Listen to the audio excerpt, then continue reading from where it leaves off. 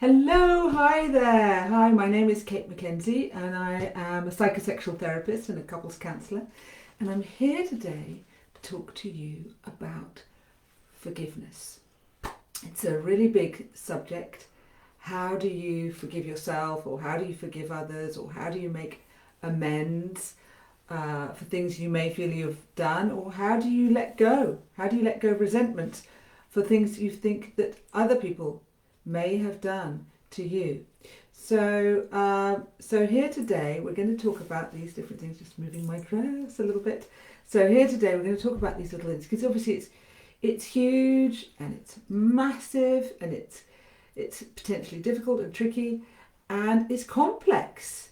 It's not binary. It's not black and white. It's a really complicated thing. And as you know, things can change around forgiveness all the time.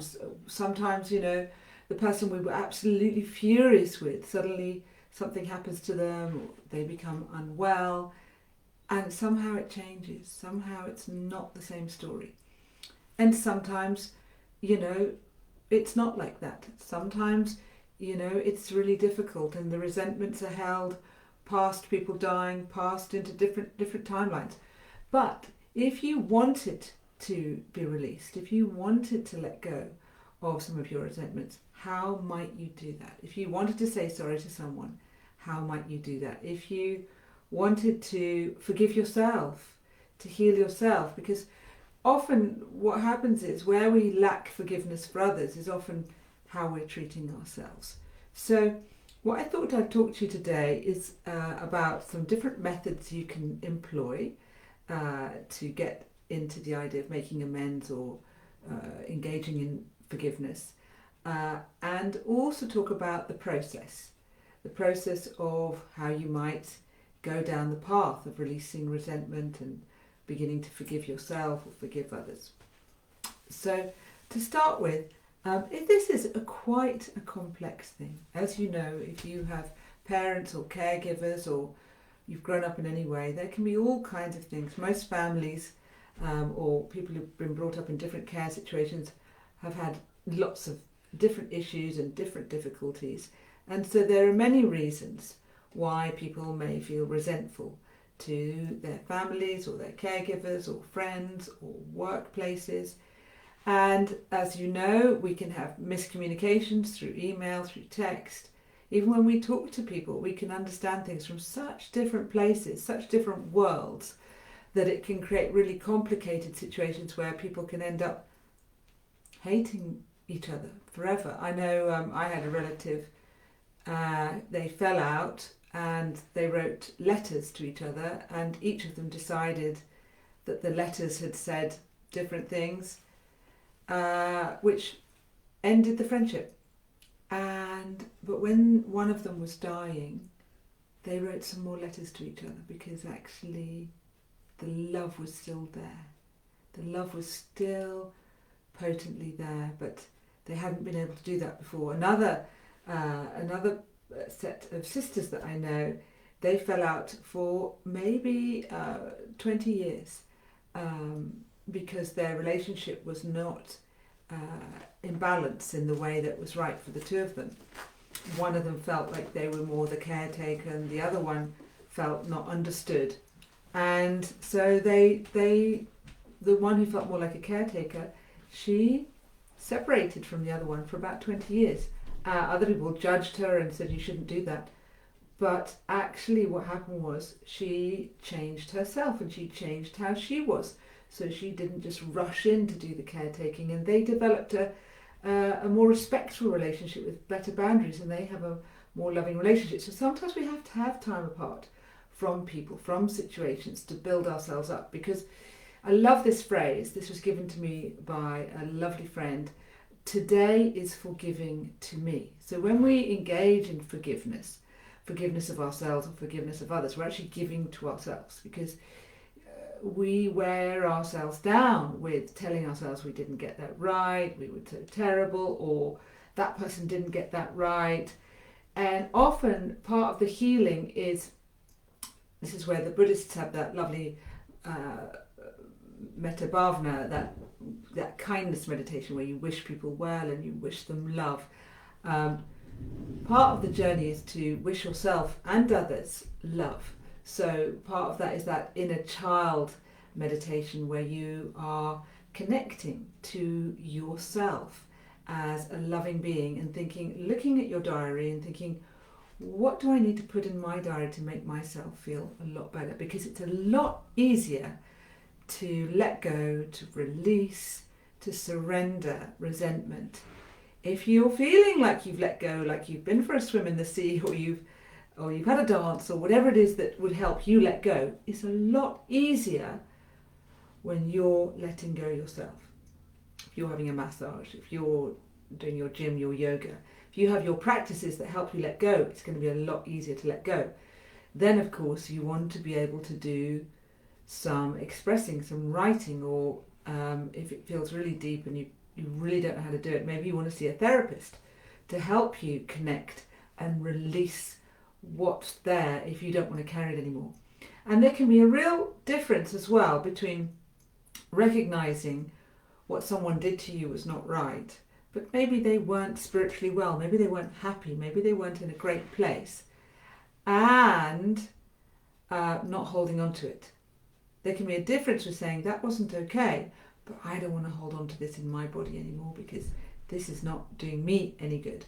So what the difference would be, a bit like in the 12 steps, you do a lot of writing on yourself and your life before you get to step 9 and you make amends. It can be worth doing a lot of preparation before you get to that place of saying I'm sorry to someone, because where are you coming from when you're saying that I'm sorry? Do you mean it? Does it feel like a real gift, or are you just throwing that away? Is it just something that actually is real to you, or is it something that you're feeling? No, I just want to say the words, because that's a very, very big difference. That when you wait till you're ready to really make an amends process and do a forgiveness process, and it feels like it's embodied, it feels like it's from you, and you really feel like you're willing to hear what the other person feels, that is really, really different. So some techniques I thought I would talk you through is one, forgiving yourself. So one is really loving you and starting to say in a daily way, I love you, I care for you, and communicating with your inner child, your inner wounded child, your inner little you, who's always with us and is longing to be heard, longing to be met.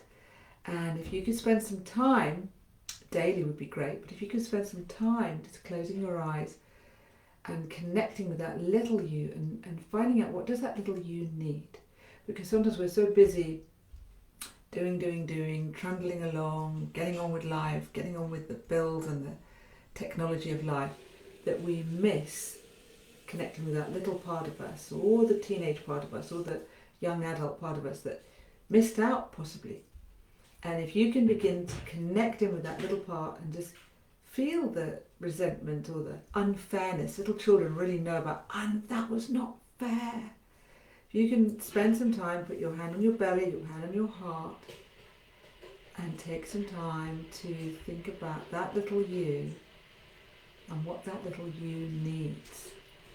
And then start committing to little you. Is that a walk in the park? Is that time with friends? Is that swimming? Often the young part of us wants some really, really simple but basic things. But when we meet those things, you will feel such joy. Even if you could meet up with a friend and do imaginary play, imaginary visioning, thinking about your imaginary special life. You can do this anytime. Even if you're in a relationship right now, you can make a vision of the relationship you want. It doesn't mean you have to let go of your partner. Maybe that your partner comes in on that vision, or you find out if they can come in on that vision. So really engaging with play is important, because one of the reasons it's possible that it can be difficult to forgive other people is if we feel hard done by. If we feel like they didn't give me enough love or consistency, or they were tricky with me, or they harmed me in a way that was really, really dreadful and awful, and I can't let that go because I'm left with this dysfunction or that dysfunction, or this is what happened to me because of that.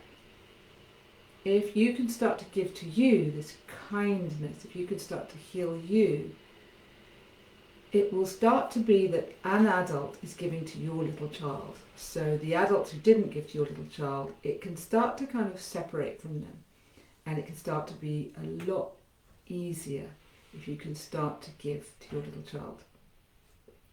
And again, in many spiritualities, they say if you knowingly have hurt someone, so if you're in a partnership and you know you woke up grumpy and then you were mean to them that morning and you know it wasn't right, then that's worth immediately saying sorry for if you feel up to it. Because if you promptly apologise for whatever you've done, you're clearing up your mess as you go along. But for old unforgivenesses, for things that have been in the past, sometimes people, understandably, they think, well, I've said sorry for that. I've said sorry for that. I've apologised. I've said sorry. What more do you want? And in my world, sometimes people want something that's really embodied. So I've brought along with me today a lovely Amends bridge, which is, I teach something called bridging, which comes from Hedy Schleifer.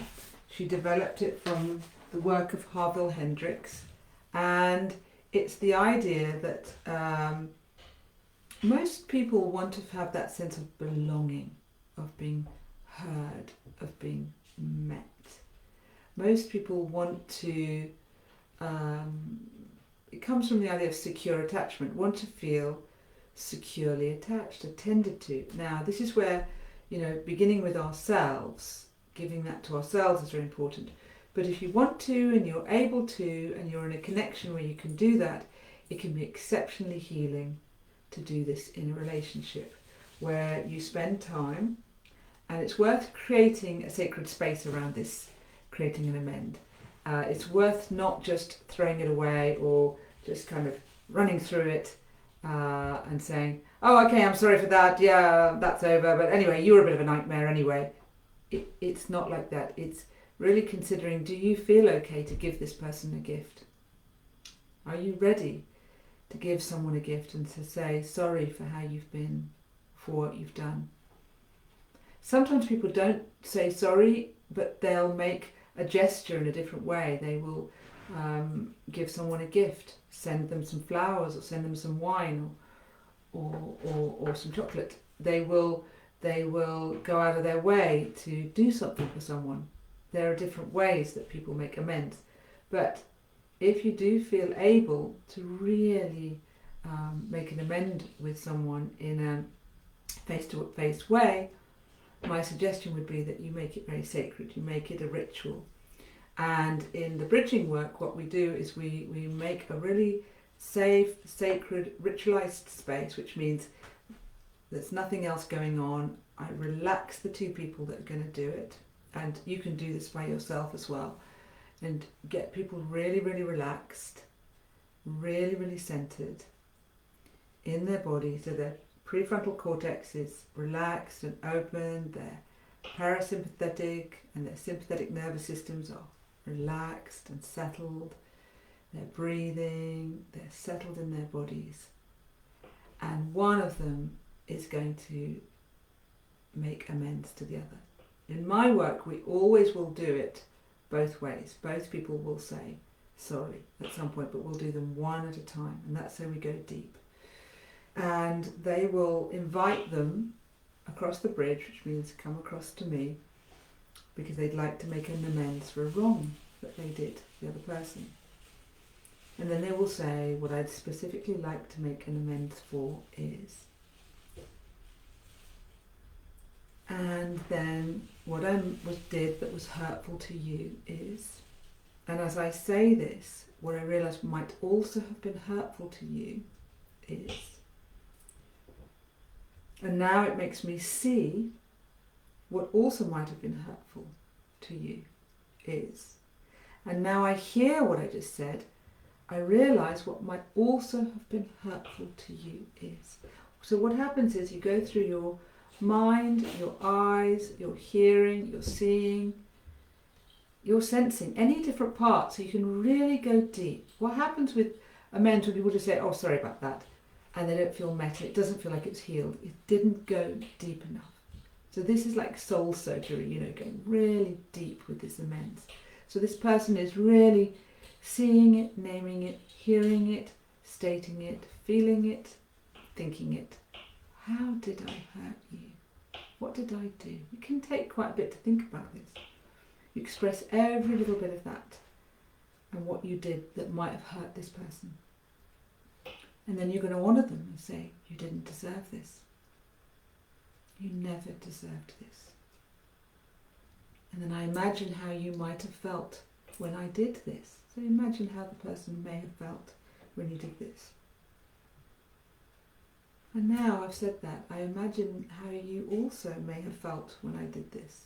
Really going into imagining what it might have been like for this person. And as I hear what I just said, I realise the way you might also have felt when I did this was.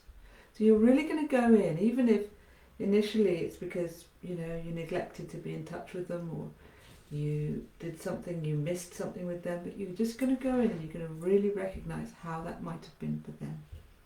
You express all the feelings that you feel the other person may have felt.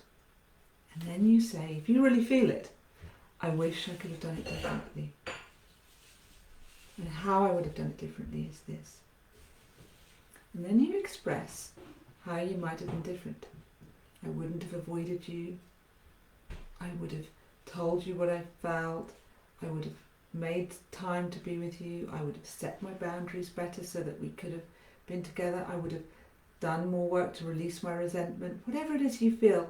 And I would have wanted to treat you with the honour and the respect that you would have liked and you deserve. So you're going to honour that person. And as I say this, I realise how I might have liked to have treated you differently. I might have liked to have done some fun things with you, taken you on a fun date, celebrated you, honoured you, because you're so important to me. If you feel that, you're going to say what feels right to you. So you express every single part of how you would have liked to have done it differently, maybe creating a vision of the future, and you allow yourself to feel that regret. And as you feel the regret for hurting this person who you just would not have wanted to feel that you would have hurt, that you did not want to hurt, you feel that in your heart. And then you say, I am so sorry for what I did and that I hurt you. And then you go back to your childhood and you go back in time for a time that reminds you of why you may have done this, whatever it is you did. If you neglected the person, if you moved away from them because you felt resentful, you didn't know how to express yourself. There may have been a time in childhood when you as a child learnt that maybe you needed to keep your mouth shut. You couldn't express yourself. You couldn't say what you needed to say because it wasn't welcomed at that time. And so when difficult things come up in life, you learn how to just not say things. And so when there's a difficulty with someone, you moved away from them, maybe. Or maybe there are other things in your childhood that happened that have impacts on how you are treating this person or have treated this person. So you tell them that. And in the bridging work, what we might do is we might take a time machine back to that little child and go and visit the parents. And in imaginary terms, we imagine visiting the parents and saying, this little person wasn't able to speak up and it's really impacted them, and it'd be really nice if you supported them to speak up. And then you bring the time machine back. So if we were working with two partners, one partner would go with the time machine and go and meet the little person and meet the parents and tell and stand up, be the champion for that little person. And it can be a really amazing situation when the person making amends realises the reason why they've done these behaviours is because they didn't get championed as a child. But now they can. Their partner can champion them, or their friend can, or they can champion themselves, and they can have different options. And so the person listening, who's having the amends made to them, understands why that person acted like that. This is why it's important to take time to do this, because there's gold for everybody. There's gold to understand where one behaviour came from, where the other behaviour came from, and how each of us are growing parts of ourselves. And part of the forgiveness or amends process is to realise the lost parts of us. The lost parts of us that where we couldn't speak up, where we couldn't champion ourselves, where we couldn't be fully ourselves.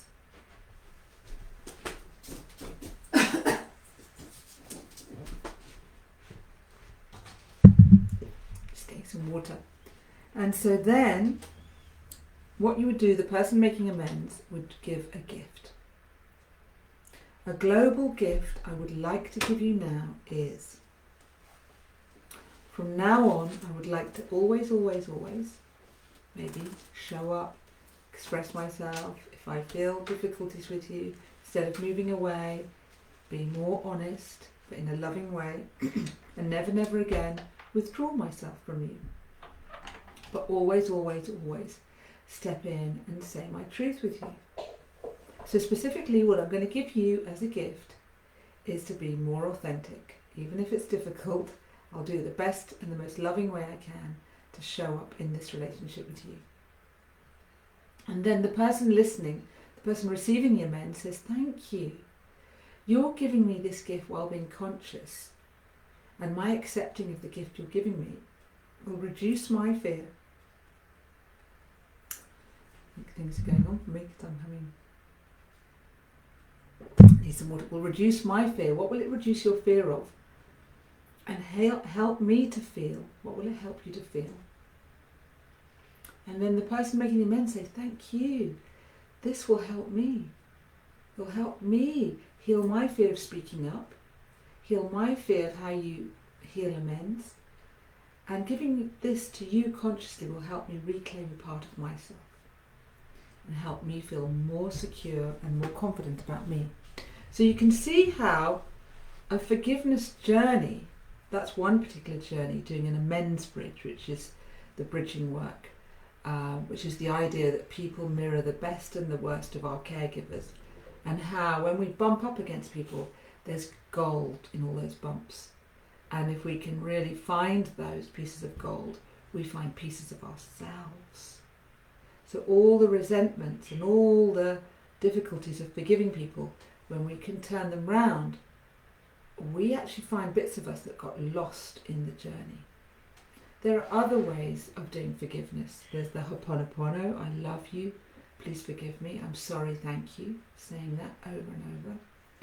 There's the temperature gauge from Virginia Satir, which is in a brief version, I really appreciate you, I appreciate you've got so much going on, or you had so much going on, or it's been difficult for you this year, but I'm curious about what happened with us, why it was difficult, and my request would be, can we talk about that? So puzzle, appreciation, puzzle, request. Appreciation, giving them understanding of where they are or where they've been. Puzzle, I wonder what happened. Request. How could it be? Could I make a request that we meet and we see each other, or we speak, or we clarify what's going on? There are other, obviously, many, many ways to do forgiveness. Another way is to write letters that you don't send. And you write and you write and you write until you feel that you've come to peace. This is a really powerful one. You can have yourself a lovely box which you put the letters in, and it's a process of release and letting go. Because people say, well, how do you let go? How do you let go? How do you surrender? How do you release resentment? It helps to do something. Writing is very powerful. Speaking, you can go to groups, see a therapist. It's very powerful. Ritual is very powerful. Having a fire, if you have a real fire, speaking into the fire. Or if you can make a fire safely in another way in your home, speak into the fire. Release what you need to release. speak it, claim it, release it. Even writing yourself a declaration of releasing any ways that you've been trapped or confined by other people's decisions that are not yours. Releasing that. Something in ENLP, which is devised by Art Geiser, is the idea of gender grounding. Gender grounding is the idea that we may have been told stories about being a man or a woman or a person that don't belong to us. They aren't us. And you can also allow yourself to bring crystalline earth energies a metre wide up to the base of your spine, and imagining releasing all the stories about being a person through your genitals, through your body, out into the earth for healing, and imagine being given back your authentic energy, back into your body, being more of who you are. So the more you do this work to release, and come back to love, come back to who you are, which is love, the more you're reclaiming parts of you, because all these locked pieces, and it is a journey, we're going to be working and creating and doing and moving as long as we're breathing, because we're human, and we came in not being aware of who we were. We came in asleep, and we're waking up over time as a human being. And although that's difficult, it's also an exciting journey.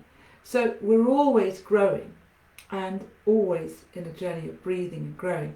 So the idea is that I have a friend who every time something is difficult, he says, "Thank you," which I have found really impressive and amazing. And what he said is, he knows that when he moves through something quite difficult, he shifts, he changes, something lets go in him.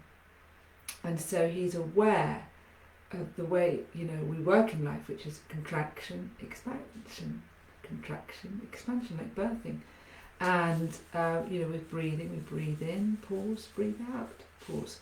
You need the pauses to get that space to look and see. And if you can get that space, you can see. You don't have to have sorted everything out now or ever, but you have options if you want them. And that's the key, really. So not put yourself under pressure. Only do things when they feel right for you, and really check in what's right for you. So it's all about pacing, alignment, choice. If you're feeling you're being weighed down by your resentment and your lack of forgiveness, then it might be useful to do a bridge or do a ritual or do the temperature gauge from Virginia Satir or the Ho'oponopono. Whatever it is for you that's going to help you let go. But also remembering you can declare letting go. You can really start to declare and write yourself declarations of letting go. Letting go anything that's been said to you that doesn't feel right, releasing anything that anyone's done to you that didn't feel right, starting to let go, and release. And come back to you, come back to who you are, which is pure love, which is pure heart. And taking a deep breath in and a deep breath out. So it's lovely to be with you.